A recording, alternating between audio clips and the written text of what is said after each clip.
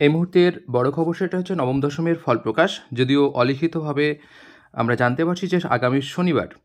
আর তার সঙ্গে, সঙ্গে এটাও যে রিসেন্ট যে ভেরিফিকেশন শুরু হয়েছে তার মধ্যে আমরা কিছু ভ্যাকান্সি পাচ্ছি ইংরাজির, যেখানে অ্যাবসেন্ট লক্ষ্য করছি। সেক্ষেত্রে নতুন করে আবার কতজন ডাক পেতে চলেছে সেই সম্পর্কেই ছোট্ট একটা তথ্য আপনাদের সামনে উপস্থাপন করব। আপনারা দেখুন যে কতজন আবার নতুন করে ডাক পেতে চলেছেন। তো সেক্ষেত্রে নবম দশমের ফল প্রকাশ কবে? যে আগামী শনিবার স্কুল সার্ভিস কমিশনের নবম দশমের ফল বেরোবে। স্কুল সার্ভিস কমিশন সূত্রে এমনটাই জানা গেছে। তাহলে মোটামুটি একটা শিওরলি হওয়া যাচ্ছে যে আগামী শনিবার, এবং এসএসসির কর্তা কি বলছে যে এখনও যা প্রস্তুতি, শনিবারই ফল বেরোনোর সম্ভাবনা প্রবল।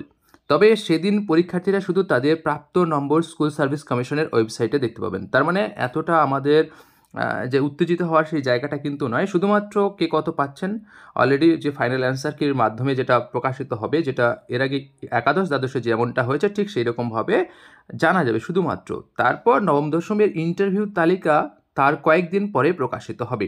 এদিকে একাদশ দ্বাদশের আজকে ছিল ইংরেজি বিষয়ের পরীক্ষার্থীদের তথ্য যাচাই, এবং এদিন 18 জনের মতো পরীক্ষার্থীর তথ্য অনুপস্থিত ছিল বলে এসএসসি সূত্রের খবর। তাই বৃহস্পতিবার ইতিহাস বিষয়ক পরীক্ষার্থীদের তথ্য যাচাই হবে, মানে আজকে ইতিহাস বিষয়ে তথ্য যাচাই হবে, এবং কতজন অ্যাবসেন্ট থাকবে, কতজন কি থাকবে, মোটামুটি পেপারের মাধ্যমে আমরা এই সংবাদগুলো জানতে পারবো। তবে আপনাদের কাছে রিকোয়েস্ট, যারা এই ভিডিওগুলো দেখছেন এই ধরনের তথ্য প্রতিনিয়ত পেতে অবশ্যই আমার ইউটিউব চ্যানেলটি সাবস্ক্রাইব করে পাশে থাকতে পারেন।